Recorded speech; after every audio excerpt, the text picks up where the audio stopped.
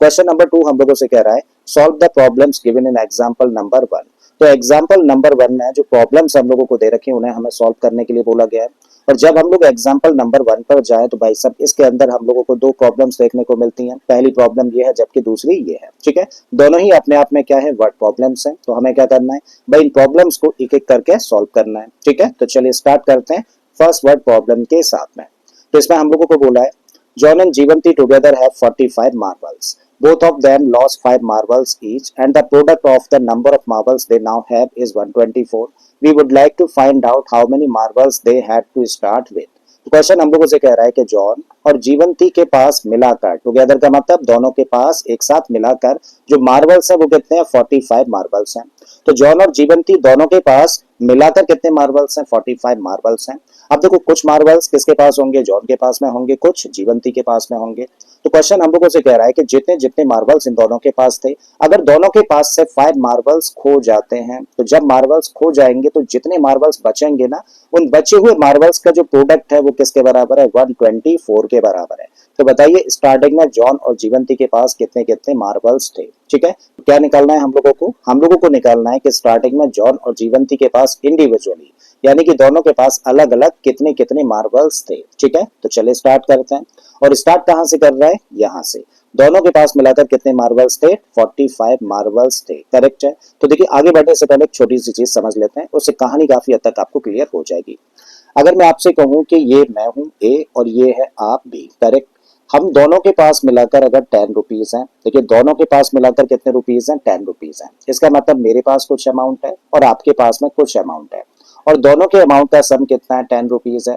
अब अगर आपसे बोला जाए कि भाई मेरे पास ना 3 रुपीज है, मेरे पास 3 रुपीज है, तो आपके पास कितने होंगे भाई साहब, कैसे निकालोगे। देखो इस 10 में से 3 को माइनस कर दें तो क्या निकल आया, 7 निकल आया। इस तरीके से आपके पास 7 है, मेरे पास में 3 रुपीज है और दोनों का सम 10 है। ठीक है, तो जब भी कभी ऐसा केस होता है ना जहां पे कि हम लोगों को सम दे रखा हो, क्या दे रखा हो, दो क्वांटिटीज का सम हम लोगों को दे रखा है, और उन दोनों क्वांटिटीज में से एक क्वांटिटी अगर हम लोगों को पता हो तो हम लोग दूसरी निकाल सकते हैं। कैसे, सम में से जो क्वांटिटी हम लोगों को दे रखी है, जो नंबर हम लोगों को दे रखा है, इसको माइनस करके दूसरे की वैल्यू हम लोग फाइंड कर सकते हैं। ठीक है, तो यही अप्रोच देखो इस क्वेश्चन में हम लोग लगाने वाले हैं। मान लेते हैं हम लोग, देखो जॉन या जीवंती दोनों में से किसी भी एक के पास मार्बल्स कंसीडर कर लेते हैं। तो हम लोगों ने लेट किया, let the number of marbles, let the number of marbles with John equal to number of marbles with John equal to कितने थे भाई, मान के चले कि जॉन के पास कितने मार्बल्स थे, एक्स मार्बल्स थे। दोनों के मार्बल्स का सम कितना दे रखा है, 45 दे रखा है। देयरफॉर हम लोग क्या फाइंड कर सकते हैं, therefore the number of marbles with Jivanti, तब कितना होगा भाई, जीवंती के पास कैसे निकालें, जो सम है ना इसमें से हम लोग कर दें माइनस किसको भाई, जॉन के पास जितने भी मार्बल्स है उसको माइनस कर दिया जाए। ठीक है, तो क्या किया जाता है, सम में से जो एक नंबर हम लोगों को पता होता है उसको माइनस कर देते हैं, तो हम लोग दूसरा नंबर फाइंड कर सकते हैं। ठीक है, तो यहाँ पे सम दे रखा है कितना, 45 दे रखा है। तो जॉन के पास अगर एक्स है तो जीवंती के पास कितने होंगे, 45 माइनस एक्स मार्बल्स होंगे। ठीक है, अब अकॉर्डिंग टू क्वेश्चन दोनों में से हर एक के पास से कितने मार्बल्स खो जाते हैं, 5 मार्बल्स खो जाते हैं। इसका मतलब अगर जॉन के पास स्टार्टिंग में एक्स मार्बल्स थे तो 5 अगर मार्बल्स खो जाए, 5 अगर मार्बल्स खो जाए तो उसके पास अब कितने बचेंगे, 5 मार्बल्स खो जाने के बाद तो उसके पास बचेंगे x माइनस 5 मार्बल्स। बिल्कुल इसी तरीके से देखिए जीवंती के पास कितने मार्बल्स थे, 45 माइनस एक्स थे। और अब अगर 45 माइनस एक्स मार्बल्स में से 5 खो जाते हैं यानी कि 5 को माइनस कर दिया जाए तो कितने मार्बल्स बचेंगे, इतने मार्बल्स बचेंगे। और क्वेश्चन के अकॉर्डिंग तब जितने भी मार्बल्स बचेंगे उनका प्रोडक्ट किसके बराबर होगा, 124 के बराबर होगा। ठीक है, तो ये बनी सिचुएशन क्वेश्चन के अकॉर्डिंग। अब इसको कर लेते हैं थोड़ा सा हम लोग सिंप्लीफाई। ठीक है, सिंप्लीफाई करना है तो भाई x माइनस 5 को तो हम लोगों ने एज इट इज रखा, इनटू एज इट इज। यहाँ पर देखें तो 45 में से 5 माइनस कर दें तो मिलेगा 40, और साथ में क्या है माइनस का x, एंड इक्वल के इधर क्या है, इक्वल के इधर है 124। इन दोनों नंबर्स का यानी कि दोनों एक्सप्रेशंस का कर देते हैं मल्टीप्लाई। उसके लिए हम लोगों ने x को पकड़ा, तो x का मल्टीप्लाई जब 40 में करेंगे तो हम लोगों को मिलेगा 40x। जब x का मल्टीप्लाई हम लोग माइनस x के साथ में करेंगे तो बन जाएगा माइनस का एक्स स्क्वायर। अब लीजिए माइनस 5 को, माइनस 5 का मल्टीप्लाई 40 में करेंगे तो बन जाएगा माइनस का 200 और -5 का मल्टीप्लाई माइनस एक्स में करेंगे तो माइनस माइनस मल्टीप्लाई करेंगे प्लस बन जाएगा, तो प्लस का 5x और इक्वल के इधर 124 है। फर्दर इसको सिंप्लीफाई करें तो देखिए सबसे पहले इस टर्म को लिख लो, तो माइनस का एक्स स्क्वायर हम लोगों ने लिखा, 40x यहाँ पर है और 5x यहाँ पर है, दोनों मिलकर कितना हो गया, तो आप कहेंगे ये हो गया 45x माइनस का 200 एज इट इज हम लोगों ने रखा। क्या करिए इस 124 को भी ट्रांसपोज कर दीजिए इस साइड में, प्लस का है तो ट्रांसपोज करेंगे तो माइनस में आ जाएगा, तो माइनस का 124 और इक्वल के इधर क्या रह गया, 0 रह गया। ठीक है, फिर से इसको लिखा है तो माइनस का एक्स स्क्वायर लिखा, प्लस का 45x बन गया। अब ये भी माइनस का ये भी माइनस का, तो माइनस का साइन रहेगा और दोनों आपस में प्लस हो जाएंगे। ठीक है, तो दोनों को प्लस कर देंगे तो क्या मिलेगा 324 एंड दिस इक्वल टू 0। अब देखो स्टार्टिंग में माइनस का एक्स स्क्वायर के साथ में अच्छा नहीं लग रहा, तो क्या करें, माइनस का मल्टीप्लाई कर देते हैं इक्वेशन की दोनों साइड्स में। माइनस का मल्टीप्लाई करने का मतलब -1 का मल्टीप्लाई कर दीजिए। ठीक है, तो जब -1 का मल्टीप्लाई इस टर्म के साथ में करेंगे तो प्लस का हो जाना है, तो इसको लिख सकते हैं आप एक्स स्क्वायर। जब इस टर्म को -1 के साथ मल्टीप्लाई करेंगे तो माइनस का 45x और इस टर्म को मल्टीप्लाई करने पे प्लस का 324 हो जाएगा, दिस इक्वल टू 0। और इस तरीके से देखिए हम लोगों के सामने क्वाड्रेटिक इक्वेशन तैयार हो गई ना, जो कि ax square plus B x plus C equal to 0 जैसी फॉर्म की है। और अगर ये ax square plus B x plus C equal to 0 जैसी फॉर्म की है तो इसके मिडिल टर्म को स्प्लिट करके हम लोग इसको फैक्टराइज कर लेते हैं। ठीक है, तो जब मिडिल टर्म को स्प्लिट करके फैक्टराइज करना है तो क्या करते हैं भाई, ऐसे में एक्स स्क्वायर के कोफिशिएंट का मल्टीप्लाई, यहाँ पे कुछ नहीं है तो एक्स स्क्वायर का कोफिशिएंट कितना हुआ, 1 हुआ। कांस्टेंट टर्म यहाँ पे देखें तो कितना है, 324 है। जब दोनों का मल्टीप्लाई करेंगे तो प्रोडक्ट कितना होगा भाई, दोनों का मल्टीप्लाई कर देंगे तो प्रोडक्ट होगा 324। अब इस 324 को देखो प्रोडक्ट कैसा है, पॉजिटिव है, तो 324 को आप क्या करिए, फैक्टराइज करो। 324 को जब हम लोग फैक्टराइज करेंगे तो 324 को डिवाइड कर सकते हैं 2 से, 162 अगेन 2 से डिवाइड करेंगे तो 81। अब किससे डिवाइड होगा, 3 से, 27 टाइम्स, फिर 3 से डिवाइड होगा 9 टाइम्स, फिर 3 से करेंगे 3 टाइम्स, देन 3 से करने पे 1 टाइम। तो क्या फैक्टर्स मिलते हैं भाई, फैक्टर्स मिलते हैं 2 इंटू 2 इंटू 3 इंटू 3 इंटू 3। तो ये है भाई फैक्टर्स। अब इन फैक्टर्स के दो पार्ट्स करने हैं और क्योंकि प्रोडक्ट कैसा था, पॉजिटिव था, तो हमें इन दोनों पार्ट्स को प्लस करना, प्लस करके क्या लेके आना है, एक्स के साथ लिखा गया नंबर जो कि कितना है, 45 है। इस साइन से हमें कोई भी मतलब नहीं है, जैसा है वैसा ही लेके चलेंगे। ठीक है, तो दो पार्ट्स करिए सच दैट कि दोनों का सम करने पे कितना आना चाहिए, 45, और दोनों को प्लस क्यों कर रहे हैं, क्योंकि प्रोडक्ट पॉजिटिव है। ये बात हम लोगों ने सीख लिया लास्ट वीडियो लेक्चर में। ठीक है, कि मिडिल टर्म को स्प्लिट करते कैसे है। ठीक है, अब यहाँ पे दो पार्ट्स करने हैं तो भाई दो फैक्टर्स बना लो आप। तो पहला फैक्टर हम लोग देख पा रहे हैं, देखो 2 इंटू 2 इंटू 3 कितना होगा, 2 दूनी 4 3 12 और ये 9, दोनों को प्लस करने पे 45 आएगा, नहीं आएगा तो कुछ और ट्राई करते हैं। तो 3 3 जा 9, 4 जा 36 और 3 36 और 3 देखें तो आएगा 45। आपका जवाब अच्छा है, 3 इतना 4 टाइम्स है, तो एक और बार लिख दिया हम लोगों ने। ठीक है, अब अगर हम लोगों को इन्हें फैक्टराइज करना है तो देखो एक फैक्टर हम लोगों को ये देखने को मिला, कितना हुआ ये 27, और एक फैक्टर बन गया देखो ये कितना 12। दोनों को प्लस कर दें तो क्या 45 आ जाएगा, तो आप कहेंगे नहीं आएगा, नहीं आएगा तो फिर से कुछ और ट्राई करते हैं, कुछ और कॉम्बिनेशन हम लोग नंबर्स के बना देते हैं। तो 2 2 जा 4, 9 जा 36, देखो ये एक फैक्टर बना, कितना 36 बना, राइट। और यहां से देखें तो ये फैक्टर एक और तैयार हुआ, कितना 9, और दोनों को प्लस कर देंगे तो 45 आ जाएगा। ठीक है, तो इस तरीके से हम लोग ट्राई करते हैं कि कौन कौन से दो फैक्टर्स लेने पे सम 45 आएगा। हो सकता है कि एक दो रीटेक लेने पड़े, बट एक दो रीटेक लेने के बाद में आपको सोल्यूशन मिल जाएगा। इसका मतलब इस 45x की जगह पे हम लोग क्या रख सकते हैं, इसकी जगह पे रख सकते हैं 36x प्लस 9x, किसकी जगह पर, 45x की जगह पर। ठीक है, रख देते हैं 36x प्लस 9x किसके प्लेस पर रखने वाले हैं, इस 45x के प्लेस पर, राइट। चलिए रखते हैं, तो एक्स स्क्वायर हम लोगों ने एज इट इज रखा, माइनस का साइन होता है तो चीजों को ब्रैकेट में रखना है, ये लास्ट क्लास में हम लोगों ने सीख लिया है। 45x की जगह पे रखा 36x प्लस 9x, और फिर बाद में क्या है 324 प्लस का 324 एंड दिस इक्वल टू 0। अब ब्रैकेट ओपन कर दो, जब ब्रैकेट ओपन करेंगे तो माइनस साइन की वजह से अंदर के साइन चेंज हो जाने हैं, तो ये बन गया माइनस का 36x माइनस का 9x प्लस का 324 एंड दिस इक्वल टू 0। अब देखो क्या इन दो टर्म्स में कोई चीज कॉमन है, तो आप कहेंगे यस x कॉमन है। चलिए ले लेते हैं x कॉमन। जब यहाँ से x गया तो बचा क्या x, 36x पर से x तो बाहर गया तो यहाँ से क्या मिलता है 36। ठीक है, माइनस का साइन है एज इट इज रखा। अब इन दो टर्म्स में हम लोग देखें तो क्या कॉमन है भाई, 9 से ये भी डिवाइड हो जाएगा और 9 इसका भी फैक्टर है। ठीक है, तो 9 हम लोगों ने ले लिया कॉमन, और जब 9 इस टर्म में से बाहर गया तो यहाँ से क्या बचा x। अब क्योंकि ब्रैकेट के बाहर माइनस है तो ये जो प्लस है ना ये भी क्या बन जाएगा, माइनस बन जाएगा। 324 का एक फैक्टर 9 बाहर चला गया तो अंदर क्या बचेगा, अंदर बचेगा तब 36 and this equal to 0। Again हम लोग देखें तो दो टर्म्स है और दोनों टर्म्स में क्या चीज कॉमन है भाई, आप कहेंगे x माइनस 36 कॉमन है, कॉमन ले लिया तब बचेगा क्या, देखो इस टर्म में से ये तो गया बाहर तब बचा x, और इस टर्म में से x माइनस 36 बाहर ले लिया तो यहाँ से क्या बचा माइनस का 9 एंड दिस इक्वल टू 0। अब दो एक्सप्रेशन का प्रोडक्ट 0 है, ये तभी पॉसिबल है जब या तो x माइनस 36 0 के बराबर है या फिर x माइनस 9 0 के बराबर है। अगर x माइनस 36 0 के बराबर है तो x की वैल्यू यहाँ से आ गई 36 और भाई यहाँ से x की वैल्यू मिल जाती है हम लोगों को 9, करेक्ट है। इसका मतलब जॉन के पास, जॉन का लिया है ना हम लोगों ने x और x की वैल्यू निकाली है, तो इसका मतलब जॉन के पास या तो 36 मार्बल्स है या फिर जॉन के पास में 9 मार्बल्स है, ठीक है। तो इसका मतलब अब यहाँ से कितने केसेस बन जाते हैं, दो केसेस बन जाते हैं, राइट। चलिए लिखते हैं। सो केस नंबर 1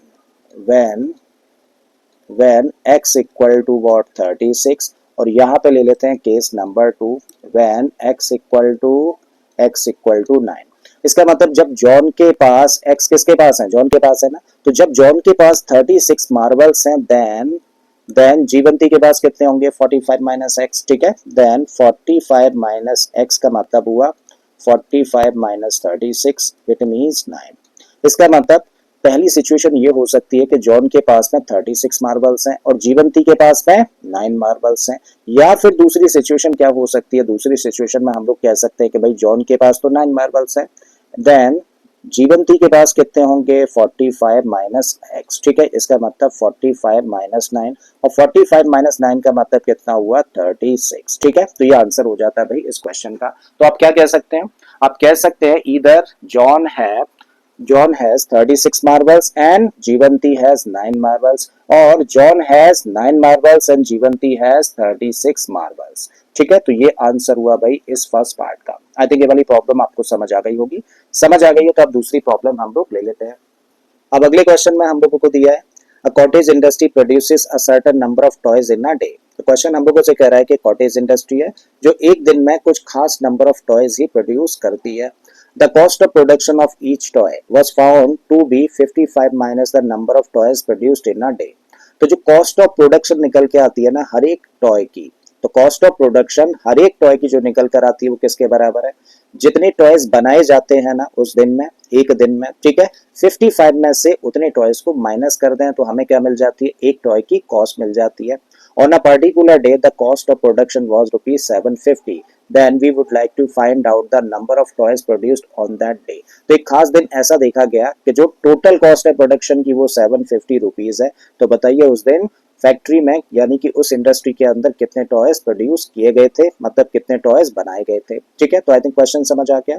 फाइनली क्या निकालना है, क्वेश्चन के अकॉर्डिंग हम लोगों को total number of toys produce find करना है, ठीक है। तो टोटल नंबर ऑफ टॉयज हम लोगों को फाइंड करना है, तो इस चीज को लेट कर लेते हैं, राइट। तो लेट किया हम लोगों ने, let the number of toys, let the number of toys produced equal to X. तो मान लिया कि उस पर्टिकुलर डे में जो total number of toys produce करे गए थे वो कितने थे, एक्स थे। अब क्वेश्चन के अकॉर्डिंग जब total number of toys x produce करे थे तो एक टॉय की कॉस्ट कितनी आएगी, therefore the cost of one toy, cost of production कह दीजिए, कॉस्ट कह दीजिए, ठीक है। चलिए कॉस्ट ऑफ प्रोडक्शन कह देते हैं, therefore the cost of production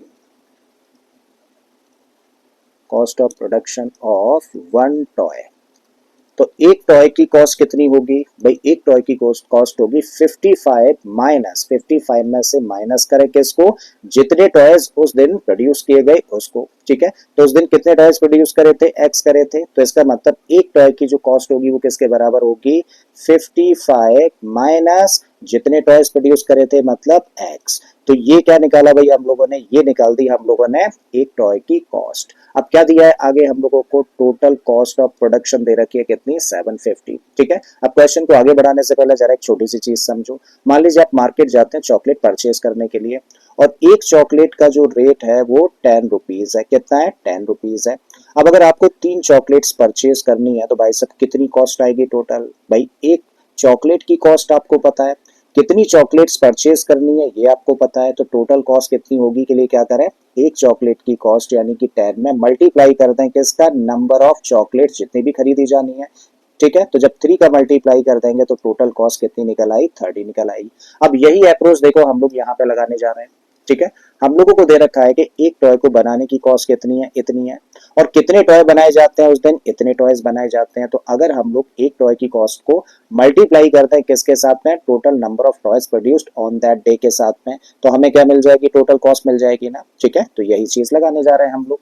so according to question क्या कह सकते हैं, अकॉर्डिंग टू क्वेश्चन बोला जा सकता है कि भाई साहब एक टॉय की कॉस्ट है 55 माइनस एक्स, तो एक टॉय की कॉस्ट को मल्टीप्लाई कर दिया जाए किससे, total number of toys produce से, तो किसके बराबर आ जाएगा 750, यानी कि टोटल कॉस्ट ऑफ प्रोडक्शन निकल कर आ जाएगी। अब कर लेते हैं इसको भाई हम लोग सिंप्लीफाई।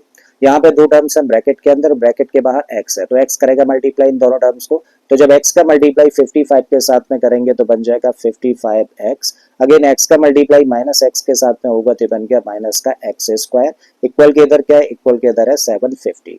अब देखो एक्स स्क्वायर वाला जो टर्म है ना नेगेटिव है, ठीक है, और अगर ये नेगेटिव है तो क्या करूं भाई, इसको इधर ट्रांसपोज कर दो, इसको भी क्या करिए इधर ही ट्रांसपोज करके लेके आ जाओ।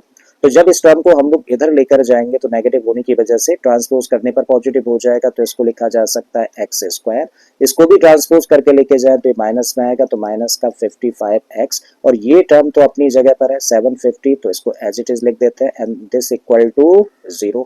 अब हम लोगों के सामने देखिए एक इक्वेशन तैयार हो गई ना, जिसकी फॉर्म कैसी है, a x square plus B x plus C equal to 0 जैसी फॉर्म की है। अगर ये a x square plus B x plus C equal to 0 जैसी फॉर्म की है तो x की वैल्यू के लिए क्या करें, मिडिल टर्म को स्प्लिट करके इसको सॉल्व कर लें, ठीक है। और जब मिडिल टर्म को स्प्लिट करना है तो क्या किया जाए, कोफिशिएंट ऑफ एक्स स्क्वायर कुछ नहीं है तो क्या होगा 1 होगा, और कांस्टेंट टर्म कितना है 750, जब इन दोनों का मल्टीप्लाई करेंगे तो 1 और 750 का मल्टीप्लाई करने पर प्रोडक्ट कितना आएगा 750 आएगा। पॉजिटिव या नेगेटिव, भाई दोनों पॉजिटिव है तो प्रोडक्ट कैसा होगा, पॉजिटिव होगा। अब क्या करना है, 750 को कर लेना है फैक्टराइज, चलिए साइड में कर लेते हैं। 750 को फैक्टराइज करेंगे तो 2 से डिवाइड होगा, 2 से डिवाइड करेंगे तो 2 3 जा 2 7 जा 2 5 जा, अब किससे डिवाइड होगा, अब डिवाइड होगा ये 3 से, तो 3 1 जा और ये 25, अगेन डिवाइड करें तो किससे होगा, क्या 3 से होगा, नहीं होगा। तो अगले प्राइम नंबर पे आ जाते हैं, 5 से डिवाइड होता है वो दिख रहा है, 5 से डिवाइड कर देंगे तो 25, अगेन 5 से डिवाइड हो जाएगा 5 टाइम्स और फिर फाइनली 5 से डिवाइड होगा। इसका मतलब 750 के जो फैक्टर्स हम लोगों के सामने निकल कर आए वो क्या है, 2 इंटू 3 इंटू 5 इंटू 5 इंटू 5, ठीक है। तो ये फैक्टर्स है किसके, 750 के।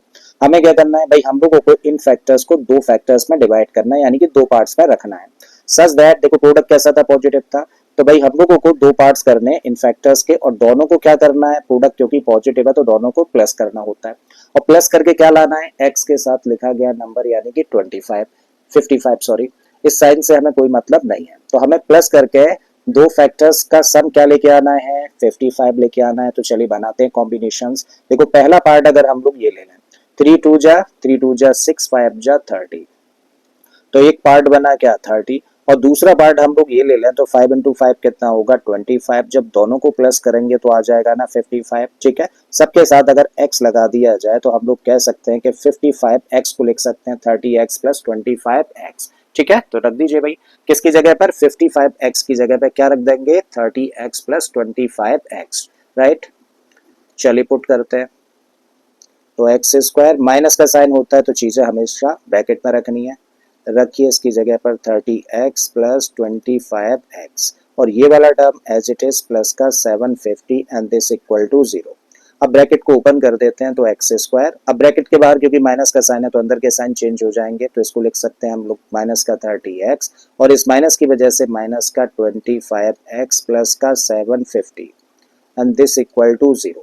अब देखो इन दो टर्म्स में कोई चीज कॉमन है तो आप कहेंगे यस x कॉमन है, तो x कॉमन लिया तो यहाँ से बचा x, फिर माइनस, फिर ये बन गया 30।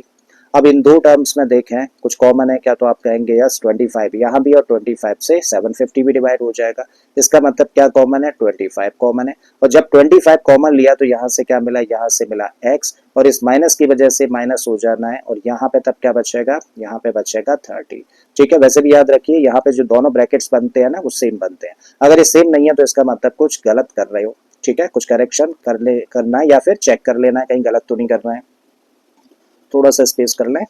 अब देखिए दो टर्म्स देख पा रहे हैं, अब देखो दो टर्म्स हम लोग देख पा रहे हैं, एक टर्म ये है और एक टर्म ये है, दोनों में क्या कॉमन है, x माइनस 30 यहाँ भी है, x माइनस 30 यहाँ भी है, तो x माइनस 30 ले लिया कॉमन, तो बचा क्या, तब बचता है x minus 25 and this equal to 0।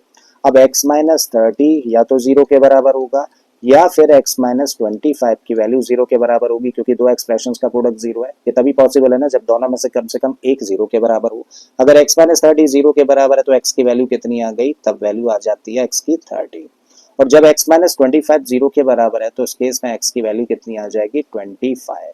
इसका मतलब x के लिए हम लोगों को दो आंसर मिल जाते हैं। x यानी कि जो नंबर ऑफ टॉयज उस पर्टिकुलर डे में प्रोड्यूस करे गए थे वो या तो 30 टॉयज थे या फिर 25 नंबर ऑफ टॉयज थे। ठीक है, तो आई थिंक समझ आ गया है।